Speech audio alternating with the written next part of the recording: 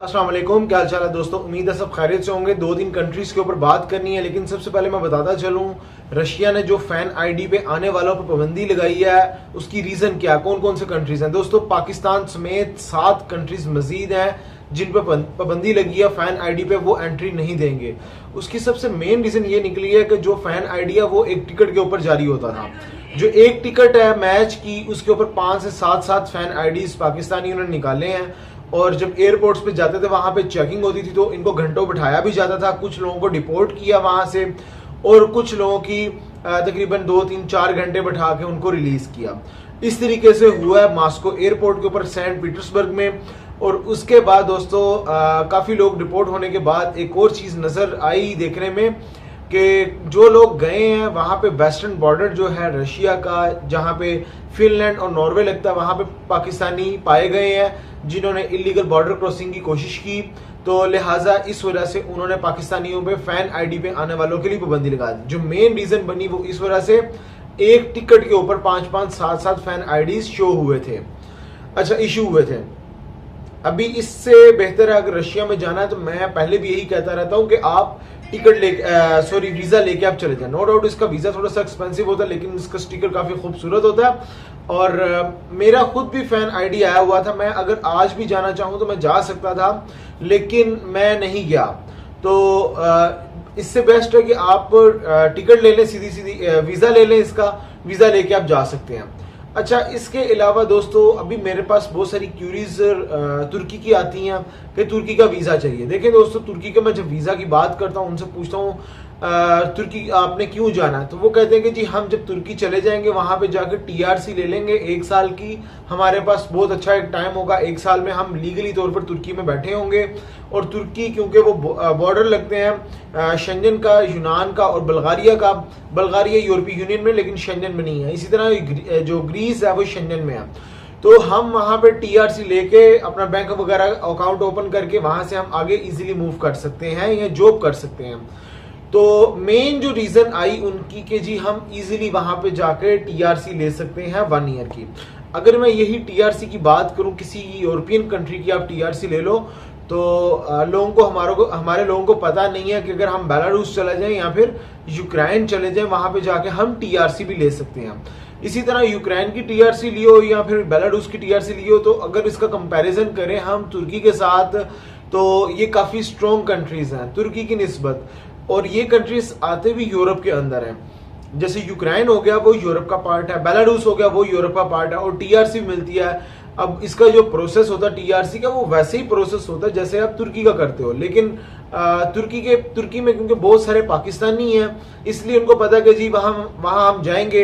एक कॉन्ट्रैक्ट होता है घर का, घर शो करवाना है कि जी हमने ये रेंट पे लिया हुआ है, वो कॉन्ट्रैक्ट शो करवा के आप टीआरसी अपनी अप्लाई कर सकते हो। सेम यही चीज होती है पूरी दुनिया में। अगर आपने कहीं पे भी जाना है, इवन जापान में जा रहे हो, आप कहीं पे भी जा रहे हो, जब आप टीआरसी वगैरह के लिए अप्लाई करते हो, जापान की टीआरसी की मैं बात नहीं कर रहा हूँ, मैं ओवरऑल पूरी दुनिया की बात करूँ, क्या एक सिनेरियो होता है कि आपने यहाँ तो वहां पे कोई शॉप शो करवानी होती है कि जी मैं यहाँ पे कारोबार कर रहा हूँ, ये मेरे पास कॉन्ट्रैक्ट है। इसी तरह कोई घर का कॉन्ट्रैक्ट वगैरह आपके पास आ गया, वो आप शो करते हो, उसके बाद आपको टीआरसी मिल जाती है 1 साल की।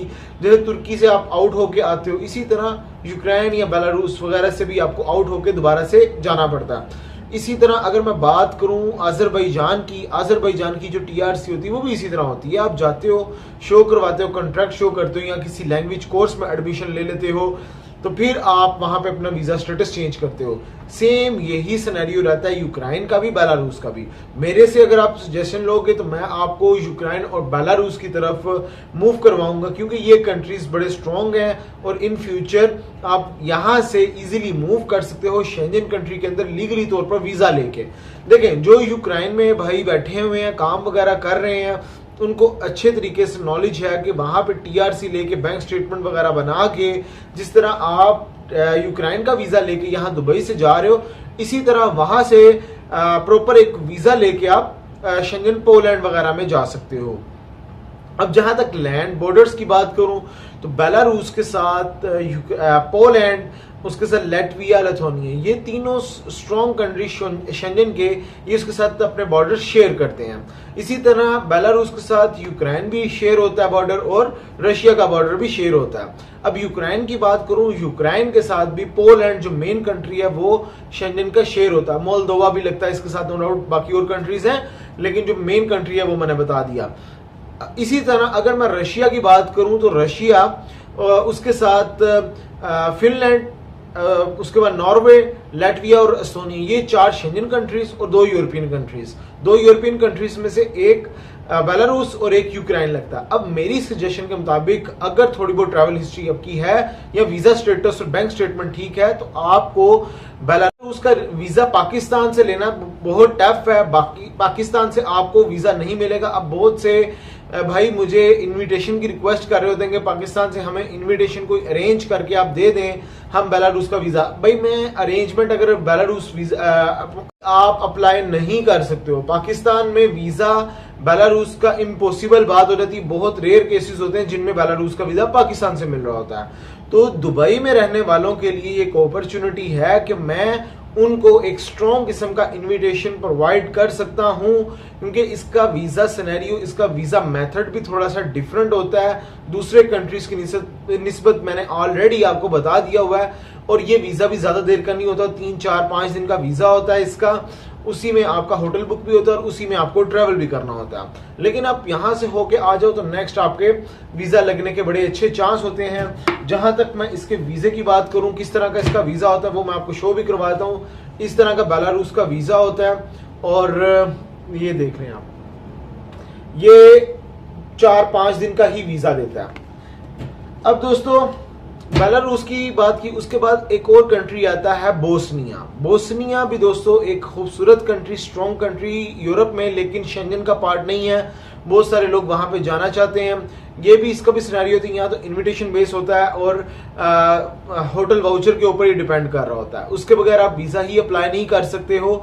सबसे पहले आपको होटल बुकिंग करनी पड़ती है, उसके बाद वाउचर मंगवाना पड़ता है, बाकी डॉक्यूमेंटेशन रेडी करनी पड़ती है। देन आपको पर्सनल अपीयरेंस के साथ एम्बेसी अबू धाबी में जाना पड़ता है। वहां पे थोड़ा सा इंटरव्यू भी ले लेते हैं और आपके कार्ड से कटिंग करते हैं 146 दरम्स। और जहां तक वाउचर की बात करूं तो वाउचर तकरीबन 600 से 900 दरम के दरमियान रहता है, depends on your hotel. Hostel नहीं बुक करवा सकते हो आप, होटल ही बुक करवाना पड़ता है।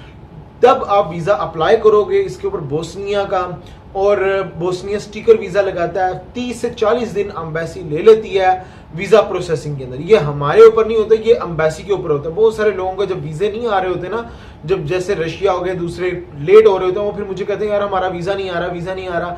इसमें हमारी कोई मिस्टेक नहीं, ये एम्बेसी आपको डिले करती है। वेरिफिकेशन में जब किसी का पासपोर्ट पड़ जाता है तो वहां पे टाइम लगता है। तो इसी तरह बोस्निया है, 30-40 दिन उसने लगाना ही लगाना है। तो ये अपने माइंड में रख लें। लेकिन अगर आपकी डॉक्यूमेंटेशन ठीक है, आपने पे किए हुए हैं पैसे पहले से पूरे, तो आपको डेफिनेटली बोस्निया वीजा दे देगा। तो बाकी जहां तक क्रोएशिया की बात करूं, क्रोएशिया वीजा नहीं दे रहा। क्रोएशिया 2-2 महीने तक पासपोर्ट भी होल्ड करता है और उसके बाद रिफ्यूजल लगाता है, लेकिन ये स्टैंप नहीं लगाता, लेकिन वीजा नहीं दे रहा। क्रोएशिया वही हजरात अप्लाई करें जो शेंजन से होके आए हैं, अदरवाइज क्रोएशिया वीजा नहीं देगा। तो दोस्तों डिस्क्रिप्शन में मेरे ऑफिस का एड्रेस भी मिल जाएगा, मेरा कॉलिंग नंबर भी मिल जाएगा, आप डायरेक्टली कॉल कर सकते हो। लेकिन कॉल दोस्तों ड्यूटी आवर्स में किया करें, सुबह 12 बजे से लेके शाम 7, 8, 9, 10 बजे तक। इससे ऊपर कॉल मत किया करें। तो नेक्स्ट वीडियो में मिलेंगे दोस्तों नए टॉपिक पे। ख्याल रखिए अपना, टेक केयर।